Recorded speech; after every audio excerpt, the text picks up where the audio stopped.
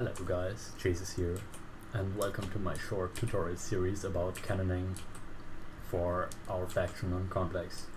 So first of all, before we start any of the cannoning, there are some redstone and Minecraft basics that we need to explain. You might know some of these, but you might not know all of these, so pay attention, these could be quite important to you. First of all, I'm gonna explain the difference between game ticks and redstone ticks. So your game Minecraft runs at 20 TPS or 20 ticks per second if there is no lag. This means that the game reloads and rechecks everything 20 times per second to update what is happening in the world. But if you have used redstone before, you might think that the ticks you usually talk about from redstone would be way too slow for that. That is because redstone has its separate ticks that are redstone ticks that only run every other game tick, meaning there is only 10 redstone ticks in 1 second. A repeater takes 1 tick by default and goes up to 4. An observer would take 1 tick to register any action, and most other things that don't have a changeable delay do their actions on 1 tick.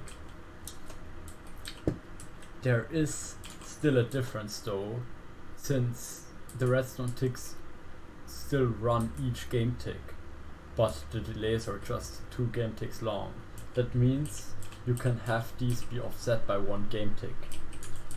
This can be achieved using a 1.5 tick generator shown here, or some other tricks, but this is the most common way to do it, is by having this piston, activate this piston and push this redstone block.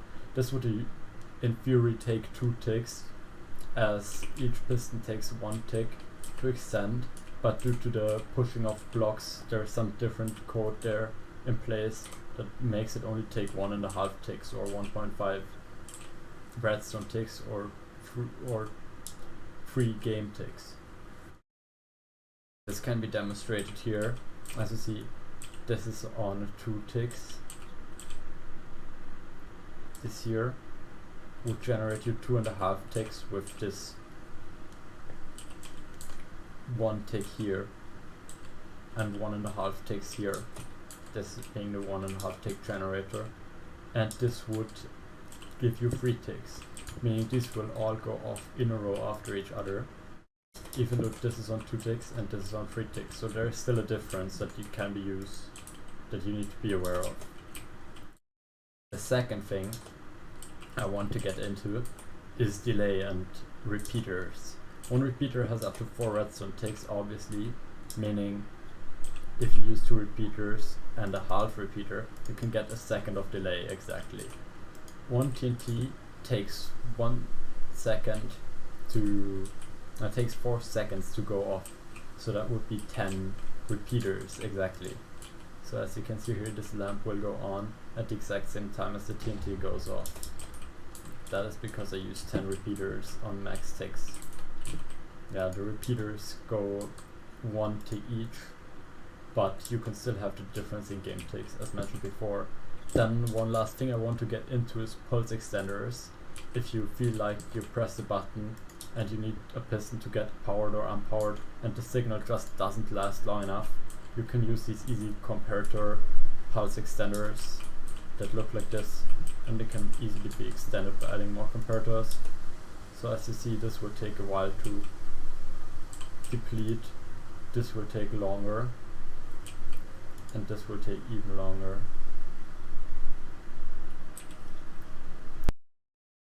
Now we'll be going over the basic types of cannons and what they do and how they can be used. So this is just a normal dry cannon, what you call a dry cannon. It can only blow up normal blocks. It can also blow up obsidian, since that just takes 10 hits from a TNT. But if you would try to use a normal TNT cannon or dry cannon against a watery wall, you will notice that nothing will happen since there is water. For that you need a hybrid cannon, which works in a way where you would have a prime TNT and drop a sand block on top of it. meaning that the prime TNT would be inside the sand, not the water, and it can blow up blocks, like in this case.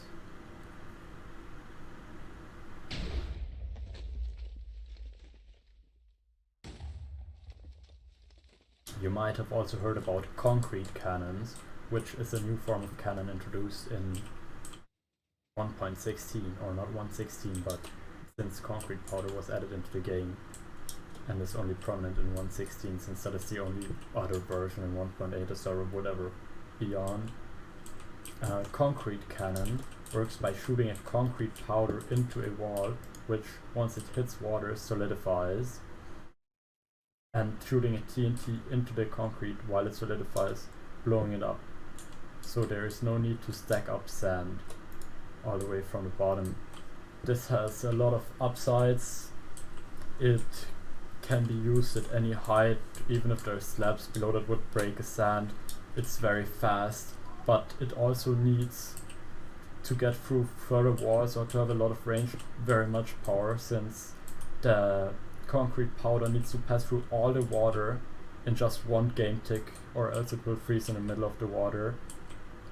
What this also needs is watered walls. This will not work on lava walls, since they will just not solidify the concrete. So in this case we have a small concrete cannon that I made. Can blow a simple hole in this watered wall, but this would not have a lot of range. So in a practical use you would need way more power.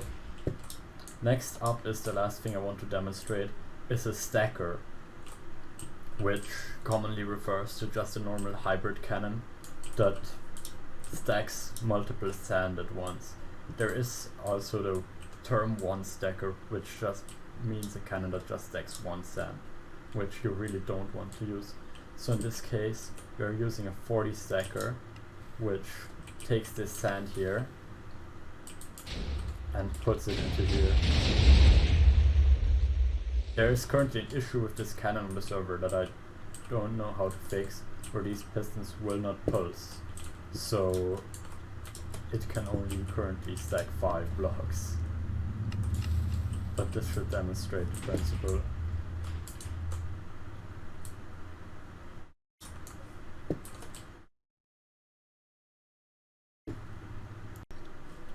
Alright, now I'm going to demonstrate to you how you can build 3 simple cannons that might be useful and are helpful to understand for a beginning. The first one is just a normal dry cannon using dispensers. What we need is dispensers, water to prevent our power from blowing up the cannon, a button, redstone, repeaters, more dispensers, a comparator, and some building blocks, as well as a slab. Next, what we want to do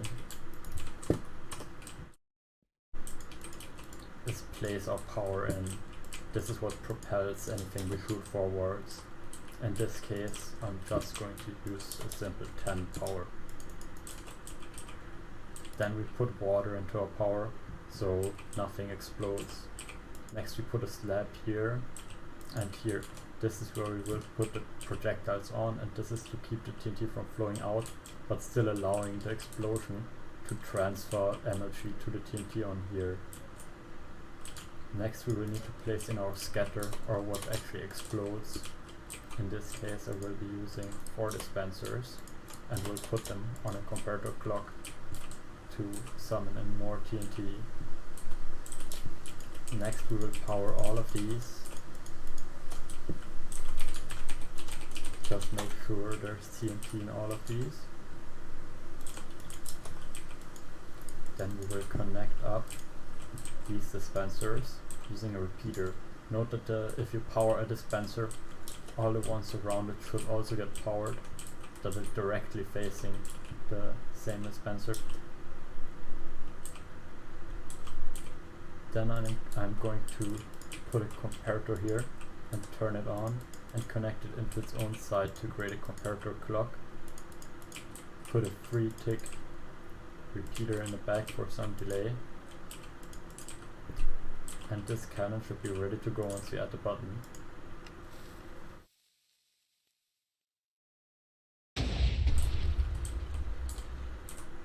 while this clock did not go off due to me being stupid, this would need to be down here as well, which would not connect up here, but you can see the clock going off now.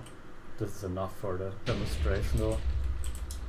Next we're going to build a very simple one stacker hybrid that you probably know from either someone using it or complex or from YouTube. This is pretty much the simplest and dumbest cannon you can build, but in some cases it's not worth the effort to build anything more, so this would work.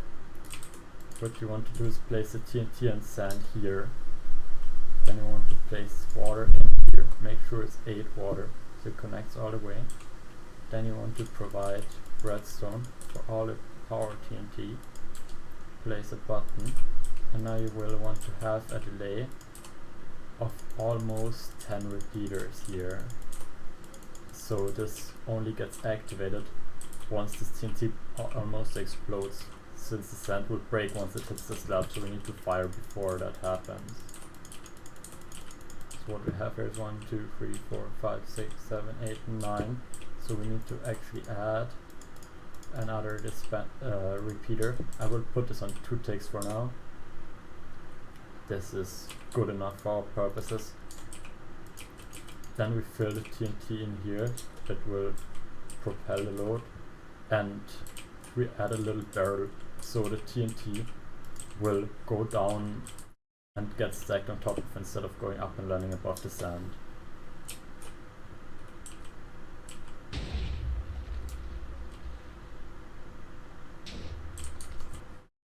Alright, lastly we're going to combine the technique from these 2 cannons into something like a simple one stacker with scatter here.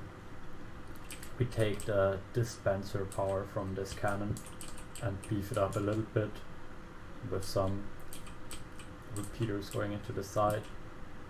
We take the same delay that we need here for the sand block, add 1 tick since there is also 1 tick added here, and push the sand block into the barrel with a piston.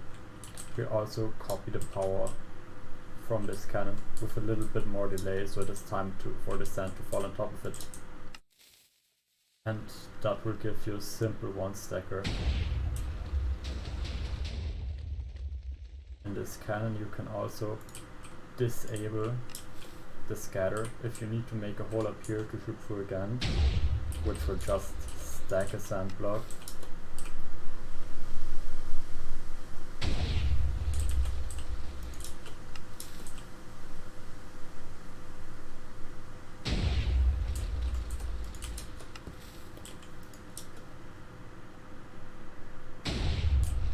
And then you can use your scatter at the correct height to make a hole that you can shoot through again.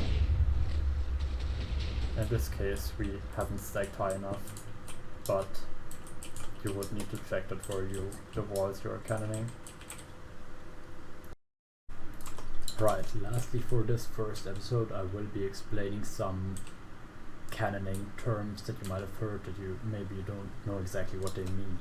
First of all, something you hear a lot is a fusion cannon. It sounds really cool, but the only thing it really means is that the cannon can shoot at a range through a one high hole, which sounds easier said than done, since you need to keep the TNT flying in a straight line basically, so you need a lot of power usually to fusion.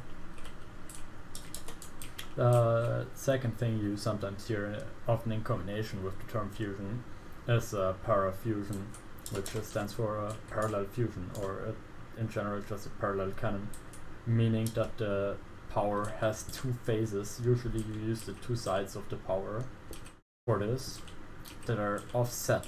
So with the first power shot you shoot a sand, and with the second power you shoot a scatter that hammers the sand down. This is so you can stack a lot of sand and put the hammer above the sand without having to actually shoot it higher than the sand, so you can still fusion, still shoot through a 1x1 hole, since the hammer isn't higher but later. A third thing, which you probably already know, is the auto, which a lot of cannons say they are. This just means the cannon can be put in a clock or repeatedly fire without anything being refilled, any sand. It usually means it has a type of sand compression that it can fire multiple times or without being reloaded. Next, what even is a compression? I've heard some people ask this, they don't know what a compression cannon is or compression is. Well, basically you can use compressions for multiple things, but the most basic form is to use a compression for your power, which just means it compresses all your power into a single block, so you get the ideal effect from your power. Like in this case, what you need to watch out for when using a compression is that you push the TNT in from the side after the compression has gone off, and you don't place it here beforehand, or it will just get shot out a bit by the compression and blow up your cannon. Next thing is a carpet or carpet compression. It's a type of compression used for sand, to get a lot of sand into one block. And what this really does is it switches a carpet every game tick, which makes the sand not drop an item when it falls onto it. You can stack sand into here and then compress it into a barrel and shoot it out. Next up we have a regen. Most of you should know what a regen is. It's just a wall that regenerates itself when it gets destroyed. There's a lot of different ways to build these. These towers are the most common one. Then there's also mine shells and filter regions, which are a special type of regen walls, which both of them have the purpose of only allowing you to shoot through a fusion cannon, but it can pretty easily be countered in 1.16 with using a concrete cannon or just flying machines. Then there is reps or gens, which you might have known. Both these words just stand for the normal generated walls that you place around your base. Then there is revving or reversing a base, which is also why you need reverse layers below your base, which means shooting under the base and then stacking up TNT and sand under the base to blow up through the bottom. And last thing I'm going to explain here is slab bust, which basically means if there is slabs, you need to blow them up first, because the sand will not stack on the slabs. So you need a slab bust on your cannon that just hammers down a TNT, since if the TNT is on the slab, it's half in the air and it can blow up the slab. That is all for the first episode. I hope you learned some new things, you understood some more things about cannoning. And the second one should already be there for you to watch once you have time.